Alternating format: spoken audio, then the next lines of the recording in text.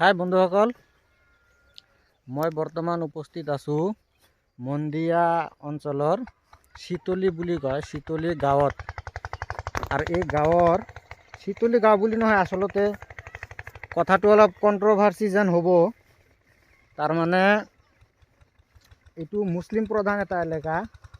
মই তেনেকুৱা হিন্দু মুছলিমৰ কোনো একো কথা কোৱা নাই। আচলতে তেওঁলোকে যিখিনি কৰে, মানে বৰ্তমান যিটো বতৰ, এইটো বতৰত মানে মন্দিয়া বাঘবৰ বুলি কথা নাই, বৰপেটাৰ যিকোনো ঠাইতে আমাৰ নামনি অসমৰ এইবিলাক চাওক খেতি কৰিছে।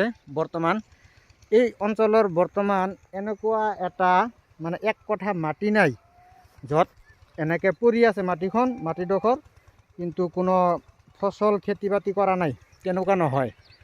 এইটো চাওক, মোৰ এইটো চাইডত আছে সৰিয়হ খেতি, এইটো আলু খেতি, আর ইফালে চাওক এই মাইকী মানুহ এজনীও লাগি আছে খেতিত, পানী দিয়াত লাগি আছে ব্যস্ত।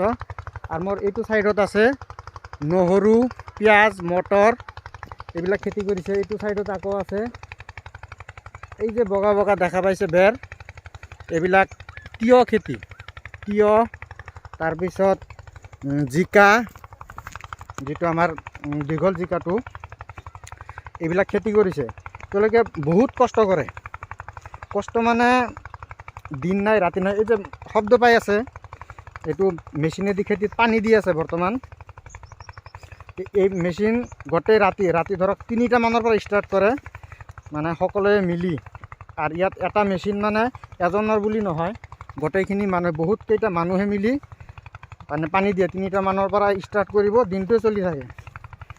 কষ্ট বুলি ক'লে কষ্ট কৰে, কিন্তু ফলটো পায় ইহঁতে এওঁলোকে, কিন্তু যিখিনি প্ৰাপ্য সেইখিনি নাপায়। তাৰমানে এই আলুখিনি, এইটো মই আলুৰ পথাৰত আছোঁ, এই আলু যেতিয়া এওঁলোকৰ যেতিয়া বেচাৰ সময় হ'ব, তেতিয়া মানে বজাৰত 7 টকাৰ পৰা আৰম্ভ কৰি 10 টকা 11 টকাৰ ওপৰত তেওঁলোকে বেচিব নোৱাৰে পাৰ কেজি। কিন্তু এই আলুখিনি যিহঁতে কিনি লয়, সেই ডাঙৰ ডাঙৰ বেপাৰীবিলাকে তেওঁলোকে ষ্টক কৰে, ষ্টক কৰি তেওঁলোকেহে পিছত 20 টকাৰ ওপৰত। বৰ্তমান যিটো ছিজন, তিয়হ খেতি দেখা পাইছে, তিয়হ মই সুধিলোঁ, তেওঁলোকে এইটো 20-22 টকা 25 টকাৰ মাজত বেছি বিক্ৰী কৰে। কিন্তু বজাৰত কিনিব গ'লে বৰ্তমান 40 টকা, খুচুৰা কিনিব গ'লে 40 টকা লয়। এওঁলোকে মানে মেইন টকাটো নাপায়, যিখিনি পায় সেইখিনি তেওঁলোকে সেইখিনিতে শান্ত থাকে। মানে কথা হ'ল, কষ্ট কৰিলে ফল হ'বই। আৰু এটা কথা লগতে কৈ আছোঁ, আপুনি যিমানে যি নকৰক, আচল বস্তুটো হ'ল টকা। পৃথিৱীত টকাটো হ'লে আপোনাক সকলোৱে চিনি পাব। টকাৰ আপুনি মূৰ্খ হওক, টকা যদি আছে সকলোৱে চিনি পাব। গতিকে টকাটো আহিব ক'ৰ পৰা? কষ্ট কৰিব লাগিব, কষ্টৰ পৰাহে টকাটো ইনকাম হ'ব।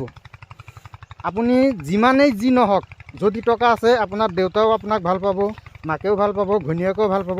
আৰু যদি নাই, সংসাৰত এটা কণ্ডল সদায় লাগিয়ে থাকিব। যদি বিয়া বাৰু পাতিছে, সেইটোতো বেলেগ, বুজি পাব, মানুহখিনিয়ে বুজি পায়। আৰু যিখিনি মানুহ আছে বিয়া বাৰু নকৰা, তেওঁলোককো মানে মানুহে সিমান এটা মানে চাকৰি বাকৰি হোৱা নাই, বয়স হৈছে 30-35 বছৰে, কোনো চাকৰি পোৱা নাই, কোনো বিজনেছ কৰা নাই, কিন্তু তেওঁৰ টকা নাই, তেখেতৰ কোনো দাম নাই। কিন্তু যদি টকা আছে, ইনকাম আছে, তেখেতক কোনো সভা সমিতিত ডাঙৰ মানুহ হিচাপে তাক মাতিব। মানে মেইন কথাটো হ'ল টকা।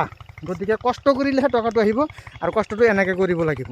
আৰু এই আলু খেতিবিলাকৰ মানে যিখিনি দামত এওঁলোকে বেচে, যথেষ্ট, এওঁলোকৰ কাৰণে যথেষ্ট, কিন্তু সিমান এটা মানে তৃপ্তিটো নাহে এওঁলোকৰ।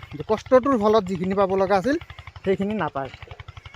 চাওক, এনেকৈ মানে পথাৰবিলাক বৰ্তমান একদম সেউজীয়া পথাৰ, বৰ্তমান চাৰিওপিনে এনেকৈ অৱস্থাত আছে, দেখা পাইছে।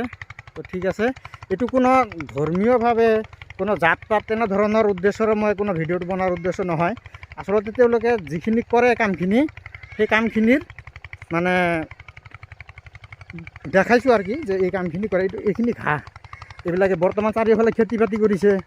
শুকান খেৰটো গৰু আৰু কিমান খাব, এই ঘাঁহটো বনিছে, ঘাঁহটো এই ঘাঁহৰ পিছত গৰু খাব। আৰু এই আলু খেতি বা এই খেতিবিলাক শেষ কৰি লগে লগে ধান, এই ইৰি বুলি যিটো কয়, সেইটো বহুত ধৰণৰ কোৱালিটি আহিছে, সেই ইৰি খেতি কৰিব। এই বাৰিষাত ডুবি এইখিনি, ইয়াত এই 1 কঁকাললৈকে পানী হয়, এই 1 কঁকাল পানীৰ মাজত ধান কাটে এওঁলোকে, নাৱেদি ধান কাটে।